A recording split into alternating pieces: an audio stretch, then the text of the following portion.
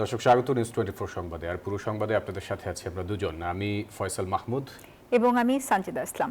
দর্শক দেখছিলেন BRB cables সংবাদ শিরোনাম। চলে যাব পুরো খবরে। অবশেষে পেছালো রাজশাহী বিশ্ববিদ্যালয় কেন্দ্রীয় ছাত্র সংসদ রাকসু নির্বাচন। 25 সেপ্টেম্বরের পরিবর্তে 16 অক্টোবর অনুষ্ঠিত হবে রাকসু নির্বাচন। সোমবার রাত 7:45 নির্বাচন কমিশন থেকে পাঠানো সংবাদ বিজ্ঞপ্তিতে এই তথ্য জানানো হয়। এর আগে পোষ্য কোটা ইস্যুতে আন্দোলনে দিনভর অচল ছিল রাজশাহী বিশ্ববিদ্যালয়। সোমবার সন্ধ্যায় রাজশাহী বিশ্ববিদ্যালয়ের রাকসু নির্বাচনের তারিখ পরিবর্তন নিয়ে চলছিল বৈঠক। নির্বাচন কমিশনের সামনে হঠাৎ বিক্ষোভ শুরু করে ছাত্র শিবির সমর্থিত প্রার্থী ও সমর্থকরা। তারা 25 সেপ্টেম্বরে নির্বাচনের দাবি করে স্লোগান দিতে থাকেন। সাথে সাথে নির্বাচন পরিবর্তনের দাবি জানিয়ে বিক্ষোভ করে স্বতন্ত্র প্রার্থী ও সমর্থকরা। পরে যোগ দেয় ছাত্রদলও। মুখোমুখি শিবির ও ছাত্রদল, উত্তপ্ত হয় পরিস্থিতি। রাত 7:45 নির্বাচন কমিশন থেকে পাঠানো সংবাদ বিজ্ঞপ্তিতে জানানো হয় 25 সেপ্টেম্বরের পরিবর্তে রাকসু নির্বাচন হবে 16 অক্টোবর।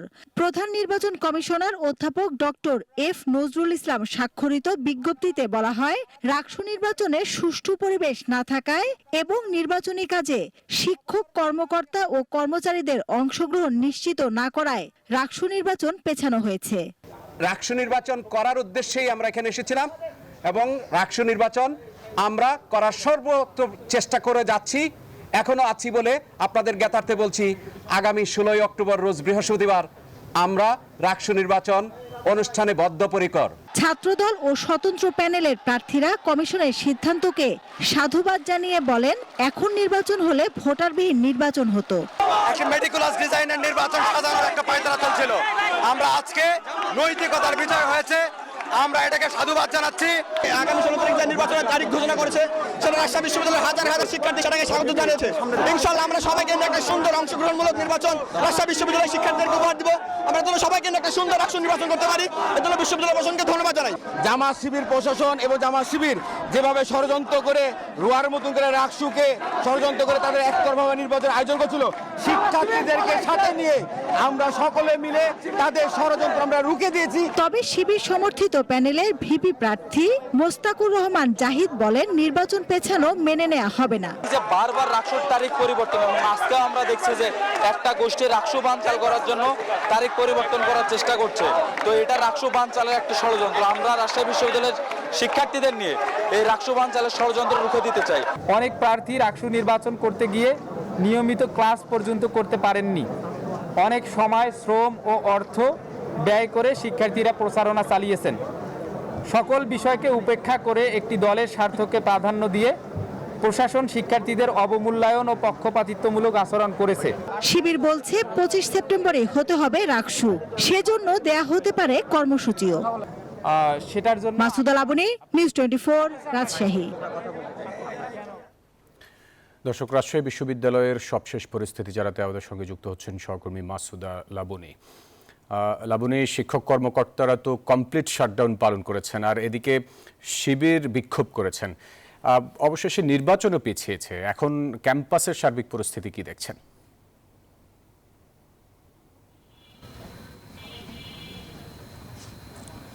ফয়সাল, ক্যাম্পাসের এখন সার্বিক পরিস্থিতি কিছুটা শান্ত, কেননা শিবির সমর্থিত প্যানেলের যারা আছেন তারা কিছুক্ষণ আগে এই নির্বাচন কমিশন অফিসের সামনে সংবাদ সম্মেলন করেছেন এবং তারা হয়তোবা নির্বাচন কমিশনের সাথে আগামীকাল বসবে। বসার পরে তারা নতুন কোনো কর্মসূচি দিবে। এছাড়া এখানে তারা যে সংবাদ সম্মেলন করেছেন, সেই সংবাদ সম্মেলনটি করার পরে তারা আসলে মিছিল করতে করতে এই নির্বাচন কমিশনের ভবনের সামনে থেকে চলে যান। পরবর্তীতে এই নির্বাচন কমিশনের সামনে নির্বাচন কমিশনের প্রধান নির্বাচন কমিশনার সহ অন্যান্য কমিশনার যারা আছেন তারা সংবাদ সম্মেলন করেছেন এবং তারা বলেছেন যে 16 অক্টোবর যেন নির্বাচনটি অবশ্যই অনুষ্ঠিত হয়, এই জন্য তারা বদ্ধপরিকর। এছাড়াও শিবির এর আগে যে সংবাদ সম্মেলন করেছে সেখানে বলেছেন যে কমিশন পক্ষপাতিত্ব করছে একটি দলের প্রতি, এমন একটি অভিযোগ করেছেন। সে বিষয়ে কমিশন বলেছেন যে এ ধরনের অভিযোগ ভিত্তিহীন। আর আপনি আরেকটি প্রসঙ্গ বলেছেন যে পোষ্য কোটা নিয়ে যে কমপ্লিট শাটডাউন চলছিল সে বিষয়টি। কমপ্লিট শাটডাউন কিন্তু শিক্ষক কর্মকর্তা কর্মচারীদের একটি অংশ প্রত্যাহার করলেও আরেকটি অংশ কিন্তু এখনও সেই কমপ্লিট শাটডাউনটির মধ্যে রয়েছে। এবং নির্বাচন কমিশন যে বৈঠক করেছেন এবং সেই বৈঠকে কিন্তু এই বিষয়টিকে গুরুত্ব দেওয়া হয়েছে, যেহেতু শিক্ষার্থীরা অনেকেই চলে গেছেন এই কমপ্লিট শাটডাউনের কারণে, এবং পাশাপাশি রাকসু নির্বাচন আয়োজন করবার জন্য যে শিক্ষক কর্মকর্তা কর্মচারীদের অংশগ্রহণ জরুরি, এই কমপ্লিট শাটডাউন চললে কিন্তু সেই অংশগ্রহণটি নিশ্চিত হবে না। এই কারণেও কিন্তু নির্বাচন যে পেছানো সেটির অন্যতম একটি কারণ। এবং নির্বাচন কমিশন বলেছে যে এই 16 অক্টোবর সামনে যে নির্বাচনের তারিখ সেটি পরিবর্তন হবে না, এবং সেটি যেন সুষ্ঠুভাবে এবং সবার অংশগ্রহণ নিশ্চিত করা যায় সে বিষয়টিকে তারা গুরুত্ব দিচ্ছেন।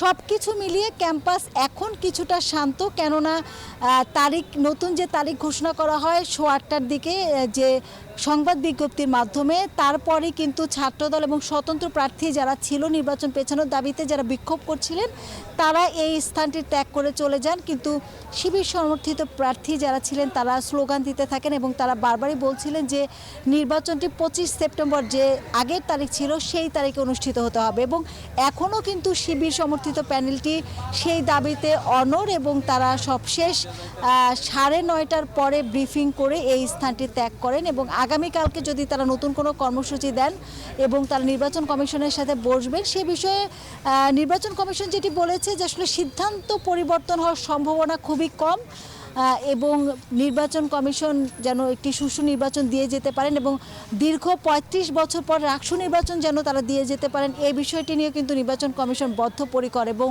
প্রক্টর এসেছিলেন এখানে, প্রক্টরও কথা বলেছেন এবং তিনি বলেছেন যে এই যে বারবার নির্বাচনের তারিখ পেছানো হয়েছে এটি তারা দুঃখ প্রকাশ করেছেন এবং একটি সুষ্ঠু নির্বাচন দিতে আসলে বদ্ধপরিকর। তো ফয়সাল, এই ছিল আমার কাছে সবশেষ তথ্য। আপনাকে ধন্যবাদ আমাদের সাথে যুক্ত হওয়ার জন্য। ডাকসু নির্বাচন নিয়ে বারবার অভিযোগ দিলেও তদন্তের নামে কালক্ষেপণ করছে ঢাবি প্রশাসন। নির্বাচনের 12 দিন পর আনুষ্ঠানিক অভিযোগ জানালো ছাত্রদল প্যানেল। মধুর ক্যান্টিনে এক ব্রিফিংয়ে ভিপি প্রার্থী আবিদুল ইসলাম খান জানান, বারবার অভিযোগ এলেও ব্যালট পেপার কোথায় ছাপানো হয়েছে তা জানায়নি প্রশাসন। তাদের অভিযোগ, জালিয়াতি কারচুপি করতেই রোভার স্কাউটদের মাধ্যমে বহিরাগত শিবির কর্মীরা ক্যাম্পাসে প্রবেশ করে। 9 সেপ্টেম্বর অনুষ্ঠিত হয় বহুল প্রতীক্ষিত ডাকসু নির্বাচন। সকালে উৎসবের ভোট বেলা গড়াতেই পরিণত হয় অভিযোগনামায়। টিএসসি কেন্দ্রের সিসিটিভি ক্যামেরা বন্ধ থাকে কয়েক ঘন্টা।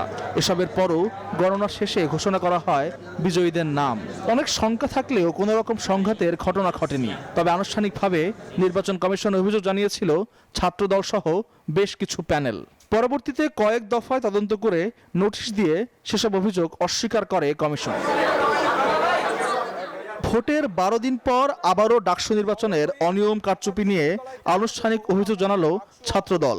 সোমবার মধুর ক্যান্টিনে সংবাদ সম্মেলনে এ অভিযোগ করেন ছাত্রদল সমর্থিত প্যানেল।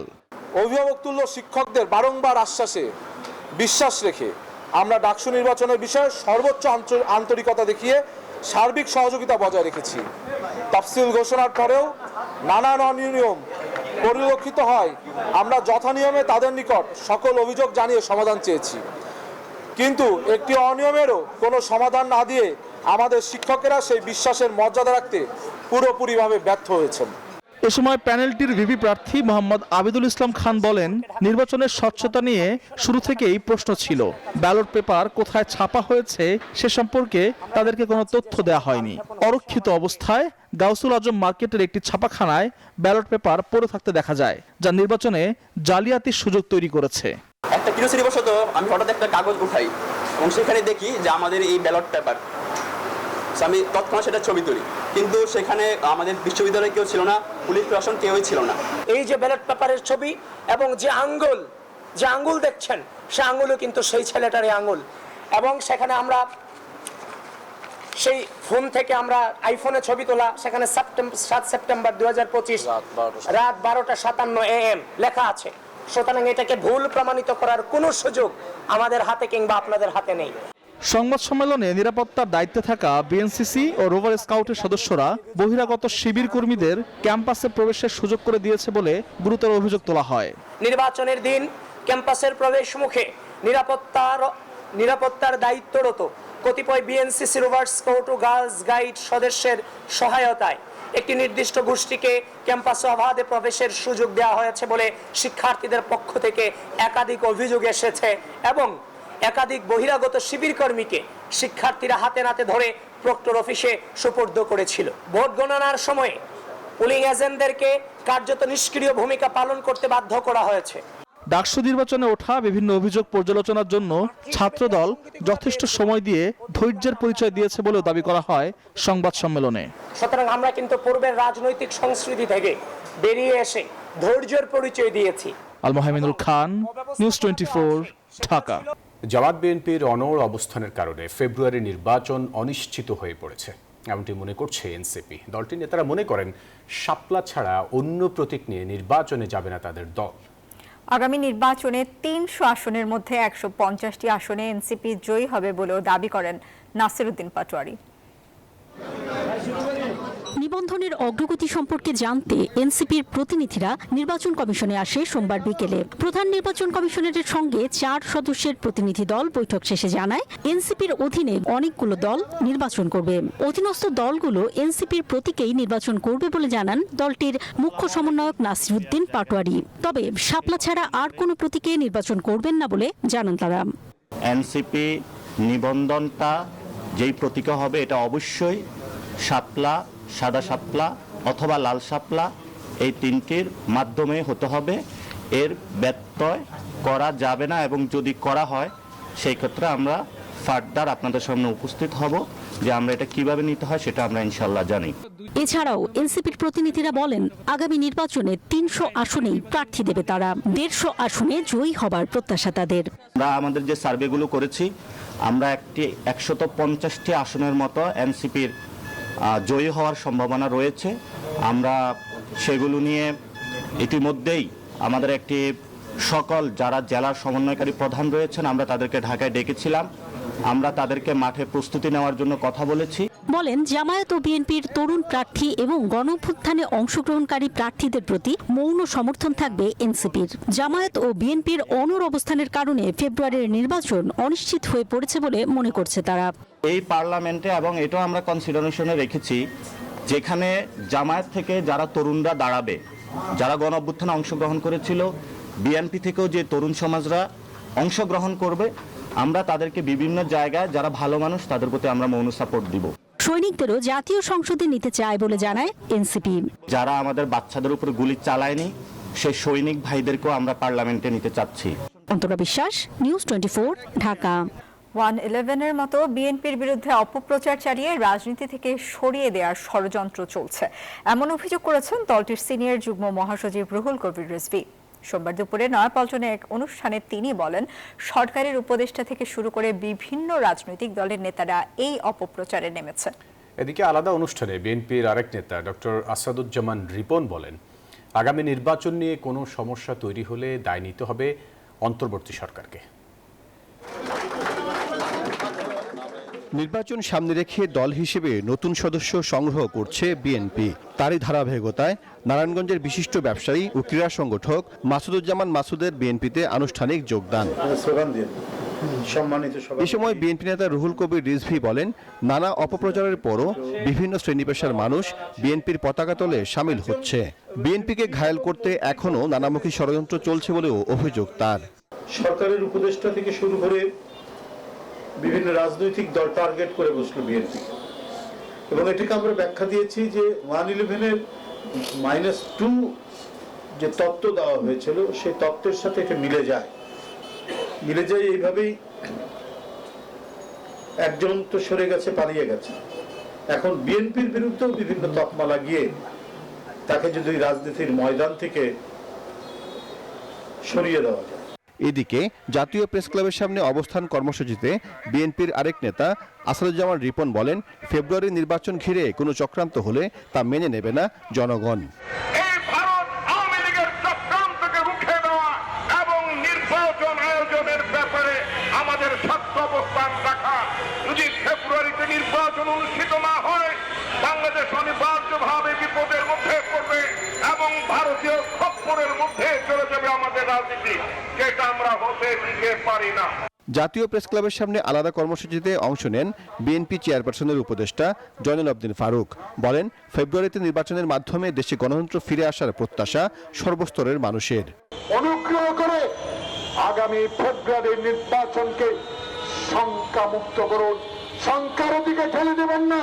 কারণ আজকের এই গণতন্ত্র পুরাণের বিষয় হলো সচিবালয়ে হাসিনার প্রেতাত্মারা এখনো বসে আছে। গেল 3 নির্বাচনে যারা দায়িত্ব পালন করেছেন, আগামী নির্বাচনে তাদেরকে কোনো দায়িত্ব না দিতে ইসির প্রতি আহ্বান জানান তিনি। এই বিশ্বাসঘাতকদেরকে চিহ্নিত করুন। সাইফুল ইসলাম, নিউজ 24, ঢাকা।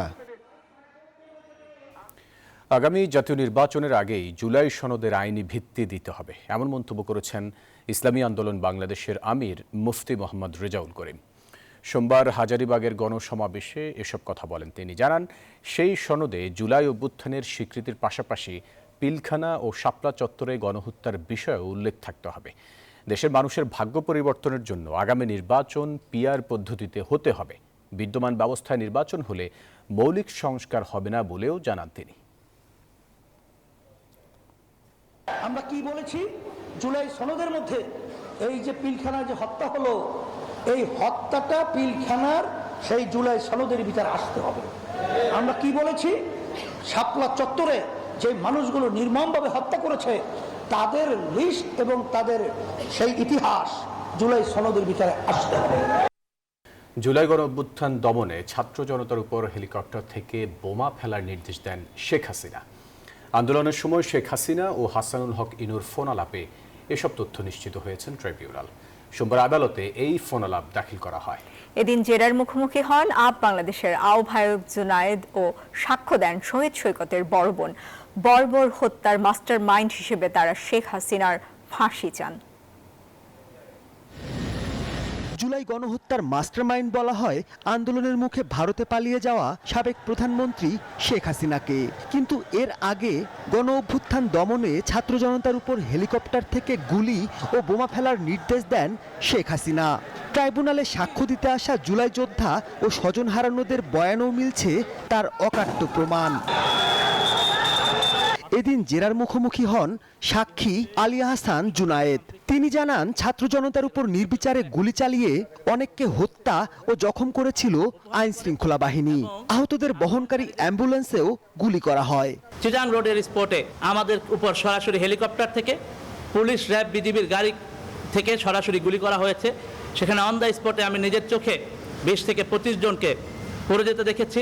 2024 সালের 19 জুলাই মোহাম্মদপুরে পুলিশের গুলিতে নিহত হন জুলাই যোদ্ধা সৈকত।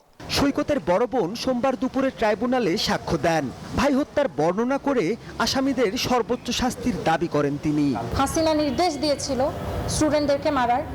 একটা ফোন আলাপে তিনি ডিরেক্ট এই কথা বলে স্টুডেন্টরা রাজাকার এবং তাদেরকে ইংল্যান্ডের স্টাইলে মারা হবে।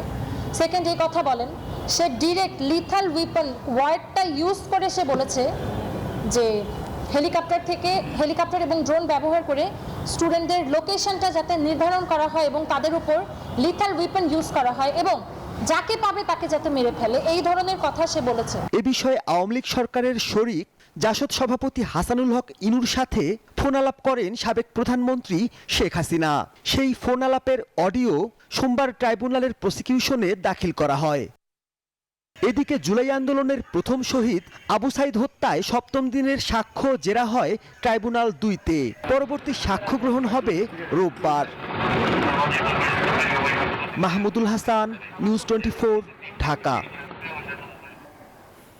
ডেঙ্গুতে ঝরল আরও 2 প্রাণ। 24 ঘন্টায় হাসপাতালে ভর্তি 678 জন। ভর্তি রোগীদের মধ্যে নারীর তুলনায় পুরুষ বেশি। বিশেষজ্ঞরা বলছেন, বর্ষা দীর্ঘ হয় অক্টোবর মাসে আরও ভয়াবহ রূপে ফিরতে পারে ডেঙ্গু। বাড়তে পারে মৃত্যুর সংখ্যাও। ডেঙ্গু নিয়ন্ত্রণে এখনই হটস্পট ম্যানেজমেন্ট ও এডিসের লার্ভা নিধনে পদক্ষেপ নেওয়ার পরামর্শ তার। আবির হোসেনের প্রতিবেদন। ঢাকার হাসপাতালগুলোতে বাড়ছে ডেঙ্গু রোগীর চাপ, দীর্ঘ হচ্ছে মৃত্যুর সারি। আগস্টের তুলনায় সেপ্টেম্বরে আক্রান্তের সংখ্যা 3 গুণ। এরই মধ্যে একদিনে প্রাণ গেছে 12 জনের, যার মধ্যে বরিশালে 5 জন ও ঢাকায় 5 জন। মশাবাহিত এই রোগে কেন বাড়ছে এত মৃত্যু, তা নিয়ে বাড়ছে উদ্বেগ, উৎকণ্ঠা। বমি আসে, মাথা ঘুরায়, মুখে কোনো স্বাদ নাই, কোনো খাবার দাবার খেতে পারতেছি না, আর ঘুম হচ্ছে না। একা একা চলতে পারি না, আমাকে ধরে ধরে নিয়ে গেছে, মাথা ছেড়ে দিচ্ছে, মাথা তুলতে পারি না। হাসপাতালে ভর্তি রোগীদের মধ্যে নারীর তুলনায় পুরুষ রোগী বেশি। চিকিৎসকরা বলছেন জ্বর হলে দেরি না করে নিতে হবে চিকিৎসকের পরামর্শ। লাস্ট এই 22 ডেজে আমার মনে হচ্ছে যারা ভর্তি হচ্ছেন তাদের কমপ্লিকেশনের পরিমাণ বাড়ছে। পাতলা পায়খানা, পেটে ব্যথা, অথবা যদি রক্তপাত হয়, অথবা মাথা ঘোরাচ্ছে, পড়ে যাচ্ছে, অর্থাৎ লো ব্লাড প্রেশারের ফিচার আসে, তাহলে সাথে সাথে আমরা ভর্তি হতে বলি। বর্ষা দীর্ঘ হয় অক্টোবর মাসে আরো ভয়াবহ রূপে ফিরতে পারে ডেঙ্গু, বাড়তে পারে মৃত্যুর সংখ্যা। এমন সংখ্যা কীটতত্ত্ব বিশেষজ্ঞ অধ্যাপক কবিরুল বাশারের। এডিস মশার ঘনত্ব, ডেঙ্গু রোগীর সংখ্যা, বৃষ্টিপাত, আর্দ্রতা, তাপমাত্রা, এই কয়েকটি প্যারামিটার মিলিয়ে আমরা যে ফরকাস্টিং মডেলটি তৈরি করি, সেখানে আমরা দেখতে পাচ্ছি যে অক্টোবরে ডেঙ্গু পরিস্থিতি খারাপ হওয়ার আরো বেশি ঝুঁকি আছে। ডেঙ্গু নিয়ন্ত্রণে এখনই হটস্পট ম্যানেজমেন্ট ও এডিসের লার্ভা নিধনে পদক্ষেপ নেওয়ার পরামর্শ তার। বিশেষজ্ঞদের মতে ডেঙ্গু মোকাবেলায় ব্যক্তিগত সতর্কতার পাশাপাশি সমন্বিত উদ্যোগ নিতে হবে সিটি কর্পোরেশন, স্থানীয় সরকার ও জনগণকে একত্রে। আবির হোসেন, নিউজ 24, ঢাকা। ডেঙ্গু পরীক্ষায় কিট ও ওষুধ সামগ্রীর কোনো সংকট নেই। জনসচেতনতা না বাড়লে ডেঙ্গু পরিস্থিতি নিয়ন্ত্রণ করা সম্ভব নয় বলে জানিয়েছেন স্বাস্থ্য অধিদপ্তরের মহাপরিচালক অধ্যাপক ডক্টর আবু জাফর। সোমবার দুপুরে স্বাস্থ্য অধিদপ্তরের ডেঙ্গু পরিস্থিতি নিয়ে সংবাদ সম্মেলনে তিনি আরও জানান, এবার আক্রান্তের অনুপাতে গত বছরের বিবেচনায় মৃত্যু কম। সংখ্যা বেশি, আক্রান্তের সংখ্যা অনুসারে মৃত্যু হার কম। মৃত্যু কখনোই আমাদের আকাঙ্ক্ষিত বিষয় না। সব হাসপাতালে ডায়াগনস্টিক কিট রয়েছে, স্যালাইন রয়েছে। অর্ধেকের বেশি ভর্তি হওয়ার প্রথম দিনের মধ্যেই মারা যাচ্ছে এবং টু থার্ড মোটামুটি দ্বিতীয় দিনের মধ্যে মারা যাচ্ছে। সো মানে রুগী খারাপ অবস্থায় হাসপাতালে আসছে, একটা বিষয়। সো এইটা যদি আমরা কমাতে চাই বা প্রতিরোধ করতে চাই, তাহলে মানুষের সচেতনতার কোনো বিকল্প নাই। এবার গিগাবাইটের সৌজন্যে এশিয়া কাপের খবর।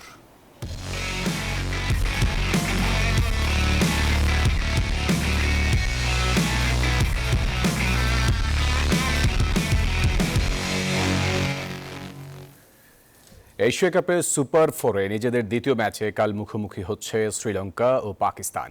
সুপার 4-এর প্রথম ম্যাচে বাংলাদেশের কাছে হেরে ব্যাকফুটে শ্রীলঙ্কা। অন্যদিকে ভারতের কাছে হেরেও ফাইনালের দৌড় থেকে অনেকটা পিছিয়ে পাকিস্তান। তাই এই ম্যাচটি দুই দলের জন্যই বাঁচা মরা লড়াই। দুই দলই চায় ম্যাচ জিতে ফাইনালের পথে এক ধাপে এগিয়ে যেতে। মঙ্গলবার রাত 8:30টায় শুরু হবে ম্যাচ।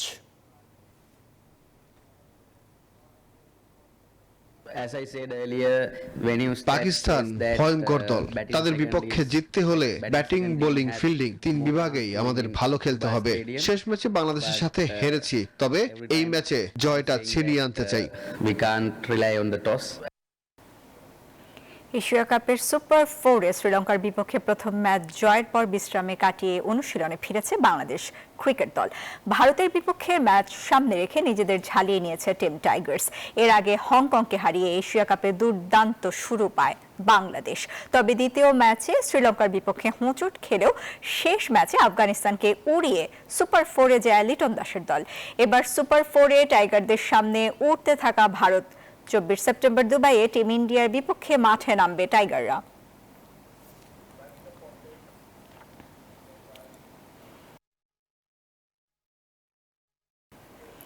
এ বিষয়ে আরো খবর জানাতে সংযুক্ত আরব আমিরাত থেকে যুক্ত হচ্ছেন সহকর্মী শুভ দেবনাথ। শুভ, বাংলাদেশ দল তো অনুশীলন করেছে, কেমন দেখলেন অনুশীলন, আর টাইগারদের সবশেষ আপডেট জানাবেন দর্শকদের।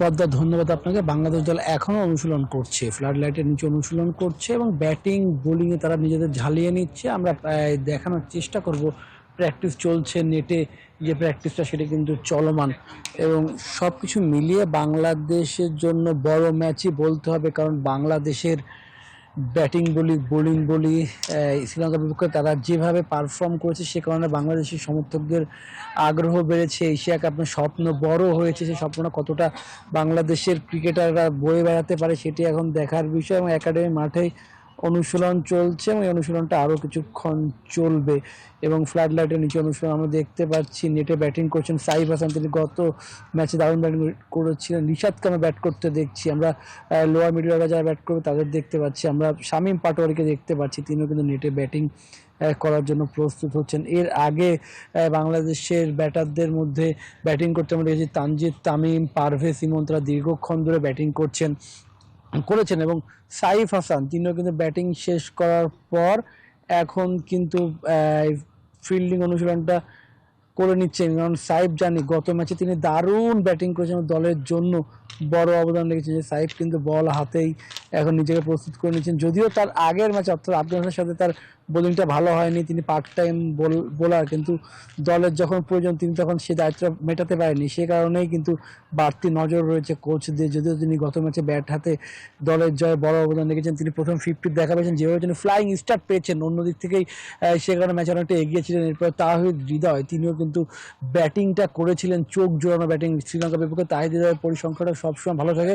সেই তাহিদ হৃদয় বুঝিয়ে দিলেন যে সমালোচনার জবাব কীভাবে দিতে হয়।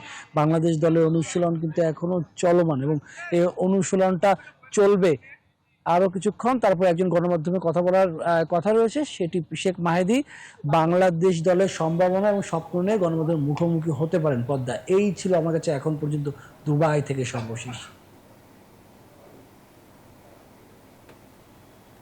শুভ দেবনাথ, আপনাকে ধন্যবাদ। 10 লাখ টাকার বিনিময়ে অনুসন্ধান থেকে অব্যাহতি দেওয়ার প্রস্তাবের অভিযোগ উঠেছে খোদ দুদকের এক কর্মকর্তার বিরুদ্ধে।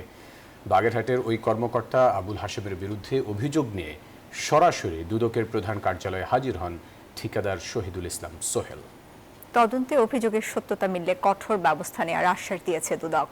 5 তো ম্যানেজ করতে পারিনি স্যার, 2 লাখ ম্যানেজ করতে পারি স্যার। ঠিক আছে, ব্রেক করে পরে ওটা দিয়ে বাকিটা করে দিন। এখন কন্ট্রোলকে তাদের বলি কিছু তো বাড়ায় দেন, আমি ঘুষ চাওয়ার এই কথোপকথন দুদক কর্মকর্তা আবুল হাশেমের।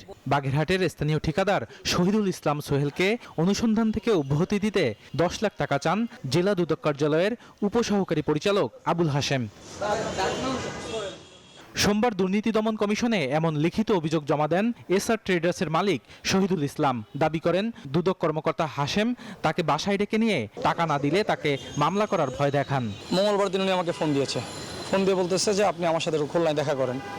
বললাম স্যার কখন? বলো বৃহস্পতিবার সন্ধ্যায় আমার বাসার ওখানে আসবেন। আমি বৃহস্পতিবার সন্ধ্যায় ওনার বাসার ওখানে যাই। আপনার এই রিপোর্ট আপনার পক্ষে দিব যে প্রকাশ্য অনুসন্ধান করবে, এই জন্য আপনি আমাকে 10 লাখ টাকা দিবেন, আমাকে এবং খুলনা অফিসকে। এমন ঘটনায় নড়ে চড়ে বসেছে দুদক। আশ্বাস দিচ্ছে অভিযোগ প্রমাণিত হলে দ্রুততম সময়ের মধ্যে ব্যবস্থা নেওয়া হবে। কমিশনের বক্তব্য হচ্ছে যদি আমাদের কর্মকর্তা যে অভিযোগটা আমরা পেয়েছি এই অভিযোগের প্রেক্ষিতে আমরা যাচাই বাছাই করব, যাচাই বাছাই শেষে যদি অরিজিনালি এই অভিযোগটা সত্য হয় অথবা প্রমাণিত হয়, কমিশন এতটুকু এক বিন্দু ছাড় দিবে না তার বিষয়ে।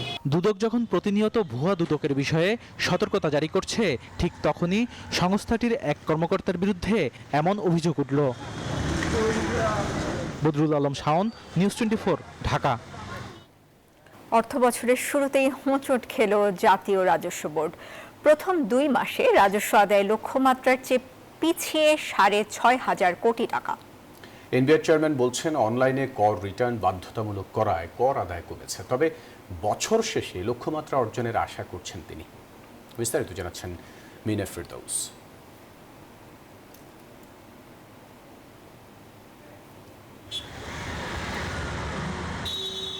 সরকার পতনের আন্দোলনে দেশ অস্থিতিশীল হয় 2024-25 অর্থ বছরের শুরুতে ভাটা পড়েছিল রাজস্ব আহরণে। হিসেব বলছে অর্থ বছরের প্রথম 2 মাস অর্থাৎ জুলাই আগস্টে রাজস্ব আদায় হয়েছিল 45,000 কোটি টাকা। তবে এবছর একই সময়ে 21% বেড়ে আদায় দাঁড়িয়েছে 54,423 কোটি টাকা। তবে আদায় বাড়লেও তা কাঙ্ক্ষিত লক্ষ্যের চেয়ে অনেক কম। চলতি অর্থ বছরের জুলাই আগস্ট মাসে রাজস্বের লক্ষ্যমাত্রা 61,000 কোটি। সেই হিসেবে লক্ষ্যমাত্রার চেয়ে রাজস্ব ঘাটতি 6,500 কোটি টাকা।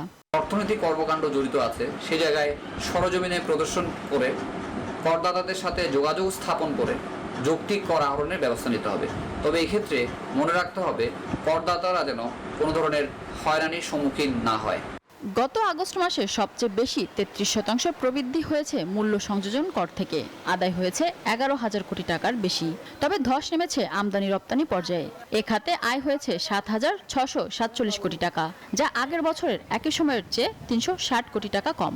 এনবিআর চেয়ারম্যান বলছে, সংস্কার কার্যক্রম চলমান থাকায় কিছুটা কমেছে আদায়। আমাদের টেকনিক্যাল জটিলতার কারণে আপনারা দেখেছেন আজকে পেপারে যে কিছু নতুন ইকোনমিক কোডে আমরা টাকা জমা দিতে হয়েছে কাস্টম হাউসগুলো, সেই জন্য এগুলো সেপ্টেম্বরে আসছে। এরপরেও অ্যাকচুয়াল ফিগার যেটা আমাদের এক্সচেকারে জমা হয়েছে তাতে গত বছরের প্রথম 2 মাসের তুলনায় আমরা 21% বেশি আদায় করেছি, কিন্তু লক্ষ্যমাত্রার তুলনায় আমরা একটু কম আছি। এর আগে কর্মকর্তা কর্মচারীদের আন্দোলনের মুখে মে ও জুন মাসে ব্যাপক ক্ষতি হয় রাজস্ব আহরণে। শুধু জুন মাসেই আদায় কমেছে 10,000 কোটি টাকা। তবে আন্দোলন বন্ধের পর প্রায় 1,000 কর্মকর্তাকে বদলি, বরখাস্ত ও প্রত্যাহার করার পরও গতি আসেনি রাজস্ব আদায়ে। বদলিটা তো একটা স্বাভাবিক প্রক্রিয়া, এটা তো অস্বাভাবিক কিছু না। আমাদের সিস্টেম এন্ড প্রসেসগুলো অটোমেট করতে পারি। এই অটোমেশন প্রক্রিয়াটা যথেষ্ট সময় সাপেক্ষ কাজ। আমরা আগেও শুরু হয়েছে, সেটাকেই কন্টিনিউ করছি, একটু স্ট্রেংথেন করছি। নতুন করে আমরা অনেকগুলো অটোমেশনের কাজ করব। তো বছর আমরা যে বিভিন্ন কর অব্যাহতিগুলো দিতাম সেগুলো বেশিরভাগ ক্ষেত্রে আমরা কর অব্যাহতিটা বন্ধ করেছি, অনেকগুলো বাতিল করেছি এবং নতুন করে কোনো কর অব্যাহতি দিচ্ছি না। এনবিআর এর হিসেবে গেল 2 মাসে সবচেয়ে বেশি রাজস্ব এসেছে ভ্যাট থেকে। দ্বিতীয় সর্বোচ্চ রাজস্ব আদায় কাস্টমস খাতে 17,248 কোটি টাকা। মিনা ফেরদাউস, নিউজ 24, ঢাকা। দেশের দ্রুত বর্ধনশীল স্পোর্টস কমিউনিটিকে আরও উজ্জীবিত ও সংগঠিত করার লক্ষ্যে এয়ারটেল গেমিং অ্যারেনা নামে একটি জাতীয় স্পোর্টস টুর্নামেন্ট চালুর ঘোষণা নিয়েছে রবি আজিয়াটা পিএলসির ব্র্যান্ড এয়ারটেল। পাশাপাশি দেশের সবচেয়ে জনপ্রিয় মোবাইল গেম পাবজি মোবাইলের সঙ্গে কৌশলগত অংশীদারিত্বের ঘোষণা দিয়েছে ব্র্যান্ডটি। সোমবার রাজধানীর রবি কর্পোরেট অফিসে সংবাদ সম্মেলনে এই ঘোষণা দেওয়া হয়। স্পোর্টস এখন আর শুধু একটি শৌখিন ব্যাপার নয়, বরং বাংলাদেশের তরুণদের জন্য একটি প্রতিযোগিতামূলক ক্ষেত্র হয়ে উঠেছে। এই সাংস্কৃতিক পরিবর্তনকে গুরুত্ব দিয়ে দেশের গেমিং জগৎকে এগিয়ে নিতে সক্রিয়ভাবে কাজ করছে এয়ারটেল।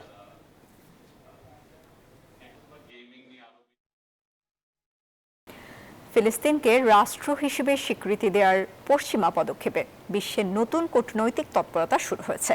ফ্রান্সের আনুষ্ঠানিক ঘোষণার অপেক্ষায় বিশ্ব, যেখানে এরই মধ্যে যোগ দিয়েছে ব্রিটেন, কানাডা ও অস্ট্রেলিয়া, পর্তুগাল সহ আরও কয়েকটি দেশ। এই পদক্ষেপকে হামাস স্বাগত জানালেও অস্তিত্বের জন্য হুমকি হিসেবে দেখছে ইসরায়েল। তীব্র প্রতিবাদের পাশাপাশি গাজায় স্থল অভিযান আরও জোরদার করেছে তারা।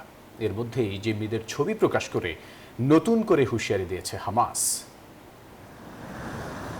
জাতিসংঘ সাধারণ পরিষদে সোমবার ফিলিস্তিনকে রাষ্ট্র হিসেবে আনুষ্ঠানিক স্বীকৃতি দিতে যাচ্ছে ফ্রান্স। ফরাসি প্রেসিডেন্ট ইমানুয়েল ম্যাক্রো এক্সে দেয়া এক বার্তায় বলেন, এই স্বীকৃতি হামাসকে একঘরে করবে এবং শান্তি প্রতিষ্ঠায় সহায়ক হবে। এর আগে ব্রিটেন, কানাডা ও অস্ট্রেলিয়ার দেখানো পথে হেঁটে রোববার ফিলিস্তিনকে স্বীকৃতি দিয়েছে পর্তুগালও। তবে পশ্চিমা বিশ্বের এই পদক্ষেপের বিরুদ্ধে তীব্র লড়াইয়ের ঘোষণা দিয়েছেন ইসরায়েলি প্রধানমন্ত্রী বেনিয়ামিন নেতানিয়াহু। তিনি একে ইসরায়েলের অস্তিত্বের জন্য হুমকি হিসেবে দেখছেন। এদিকে গাজায় সংঘাত আরও তীব্র হয়েছে। 24 ঘন্টায় ইসরায়েলি হামলায় হতাহত হয়েছে প্রায় 400 ফিলিস্তিনি। গাজা সিটিতে তৃতীয় একটি ডিভিশন মোতায়েন করে স্থল অভিযান আরও বিস্তৃত করেছে ইসরায়েলি বাহিনী। এমন উত্তেজনার মধ্যেই 46 জন জিম্মির ছবি প্রকাশ করে হামাস হুঁশিয়ারি দিয়েছে, স্থল অভিযান অব্যাহত থাকলে তাদের জীবন বিপন্ন হবে। তবে ফিলিস্তিনকে রাষ্ট্র হিসেবে পশ্চিমা দেশগুলোর স্বীকৃতিকে একটি গুরুত্বপূর্ণ পদক্ষেপ হিসেবে স্বাগত জানিয়েছে স্বাধীনতাকামী সংগঠনটি। Desk report, news 24। এবারে নিউজ 24 স্পোর্টস। বিসিবি নির্বাচনে জেলা ও বিভাগের অ্যাডহক কমিটি থেকে কাউন্সিলর করা নিয়ে বিসিবি সভাপতি আমিনুল ইসলাম বুলবুলের চিঠির কার্যকারিতা 15 দিনের জন্য স্থগিত করার হাইকোর্টের আদেশ স্থগিত করেছেন চেম্বার আদালত। এর আগে হাইকোর্টের বিচারপতি মোহাম্মদ মুজিবুর রহমান মিয়া ও বিচারপতি বিশ্বজিৎ দেবনাথের সমন্বয়ে গঠিত বেঞ্চ এক রিটের শুনানি শেষে অ্যাডহক কমিটি থেকে কাউন্সিলর চেয়ে বিসিবি সভাপতির চিঠি কেন অবৈধ নয় মর্মে রুল জারি করেন। বিসিবি সভাপতির চিঠির বৈধতা চ্যালেঞ্জ করে রিটটি করেছিলেন রাজবাড়ীর মঞ্জুরুল আলম সহ 4 জেলার সংক্ষুব্ধ 4 ব্যক্তি। তবে হাইকোর্টের আদেশ স্থগিত হওয়ায় আগামী 6 অক্টোবরের বিসিবি নির্বাচন আয়োজনে কোনো বাধা নেই বলে জানিয়েছেন আইনজীবী।